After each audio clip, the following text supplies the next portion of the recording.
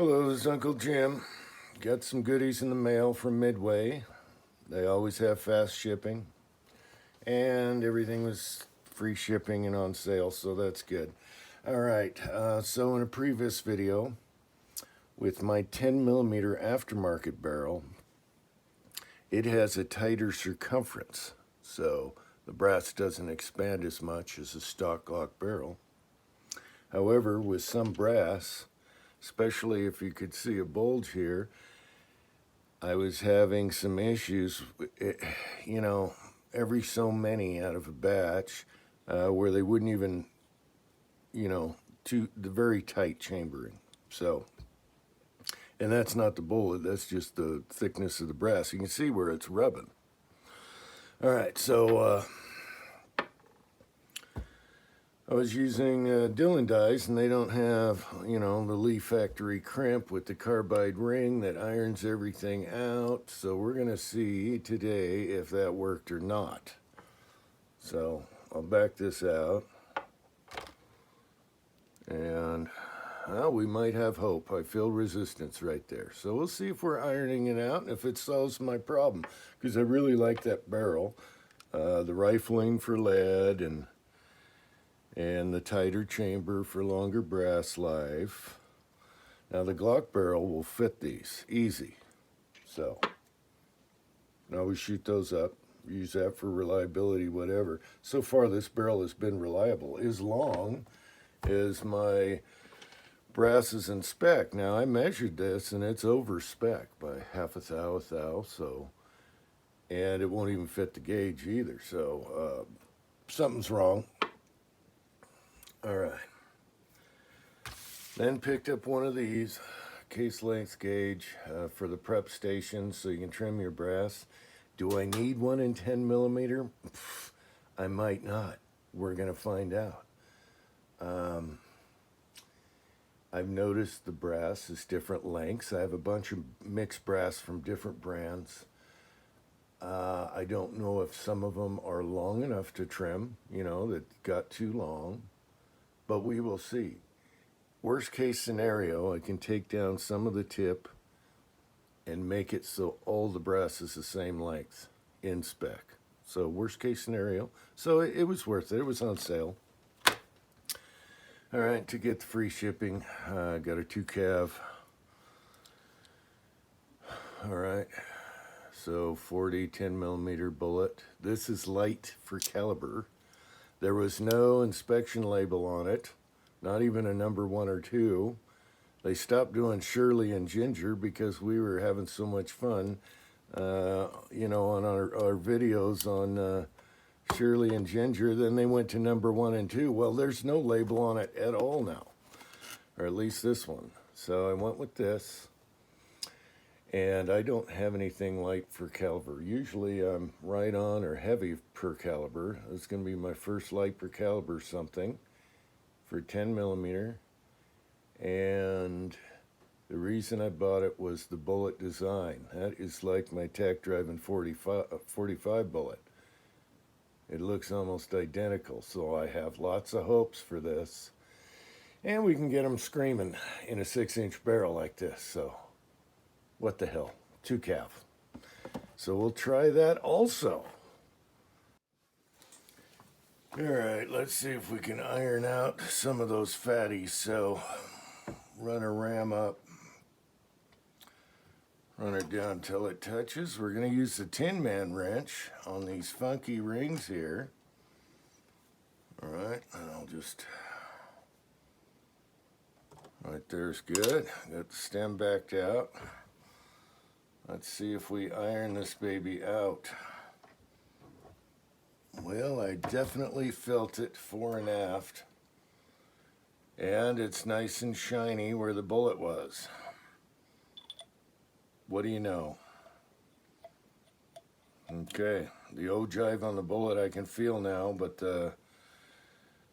that seemed to help quite a bit. Let's try another one. Let me try and find the ugliest one I can.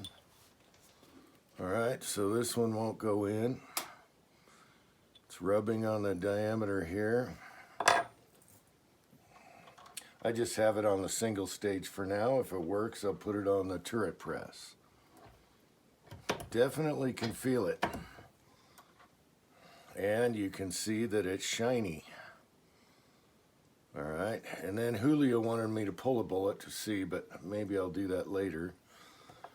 To see if the there we go. To see if the diameter has changed for a 1 bullet.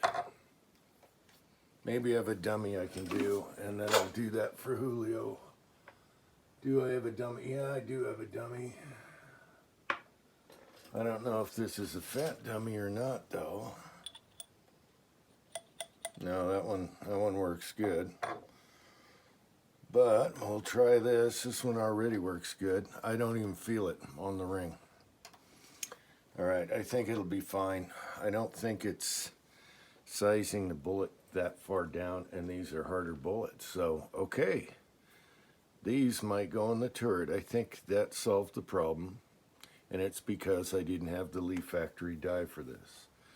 Now, I take the carbide rings out in 44 because I want bigger bullets sometimes for the rifles and stuff.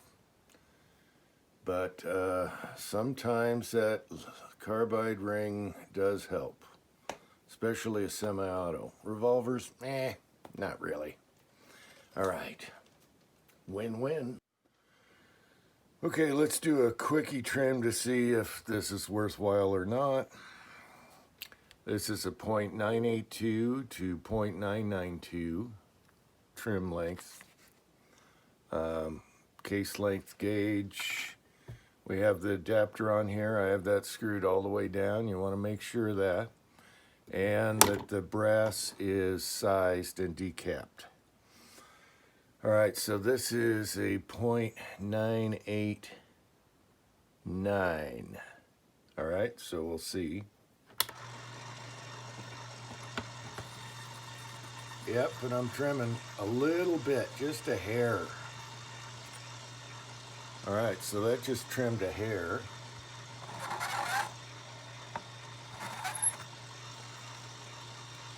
So it is kind of worthwhile. I did get some long ones. I'm going to uniform the primer pocket.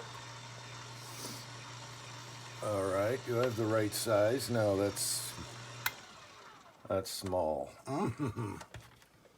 Let me change that. Okay, that's how the morning's going. I'm going to put the large primer pocket in here. When I was ironing out the shells, I forgot that I had the 45 on the turret, and I just grabbed that shell plate, but it was fine. It still worked. So, all right. There we go. That's better. All right. So that brass is good. Now, here's another long one. Turn this off for a minute. And these are sized and decapped. Okay, so we have .990. Oh, let's see what this trimmed it to.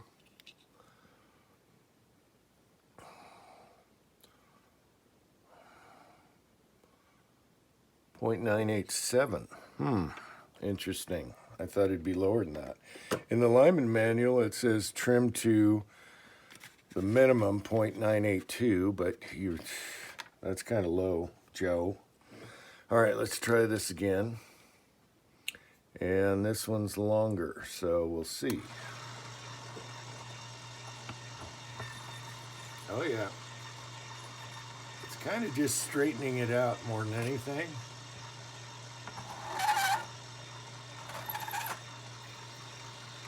Okay, still haven't found like a super long one. All right, so that's prepped. Let's measure that.